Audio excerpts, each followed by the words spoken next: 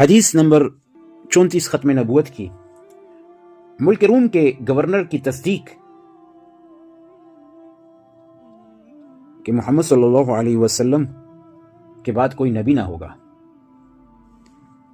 عن خالد بن ولید فی حدیث طویل انه سأله ماہان عامل ملک الروم على الشام هل كان رسولكم اخبر انه ياتي بعده رسول قال ولكن اخبر انه لا نبي بعده واخبر ان عيسى ابن مريم قد بشر به قومه قال الرومي وانا على ذلك من الشاهدين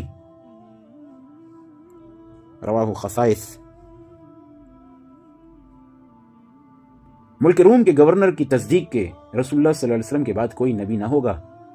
خالد بن ولید رضی اللہ تعالیٰ عنہ ایک طویل حدیث میں فرماتے ہیں، ماہان جو شام پر شاہ روم کا عامل تھا، ان سے دریافت کیا گیا کہ تمہارے رسول نے تم سے یہ کہا ہے کہ ان کے بعد کوئی اور رسول آئے گا؟ انہوں نے کہا نہیں، بلکہ یہ خبر دی ہے کہ ان کے بعد کوئی نبی نہیں ہوگا۔ یہ بھی کہا کہ عیسیٰ علیہ السلام، عیسیٰ بن مریم علیہ السلام نے ان کی آمد کی بشارت اپنی قوم کو دی تھی۔ ماہان رومی نے کہا، میں بھی اس پر گواہی دینے والوں میں ہوں۔ حضرت ابو عبیدہ رضی اللہ تعالیٰ عنہ جب یرموک پہنچے تو روم کے لشکر کے سردار نے ان کے پاس ایک قاصد بھیجا۔ اس نے کہا کہ میں ماہان گورنر کے پاس سے آیا ہوں۔ انہوں نے فرمایا کہ آپ اپنی جماعت میں سے ایک عقلمند انسان ہمارے پاس بھیج دیں تاکہ ہم اس سے گفتگو کر لیں۔ حضرت ابو عبیدہ رضی اللہ تعالیٰ عنہ نے اس کام کے لیے خالد بن ولید کو منتخب فرمایا۔ انہوں نے وہ گفتگو کی جو مذکور ہے، آپ کو بیان کی گئی۔ اس حدیث سے یہ بھی معلوم ہوا کہ پہلی بشارت میں نبی منتظر ایک علامت یہ بھی تھی کہ اس کے بعد کوئی نبی نہ ہوگا۔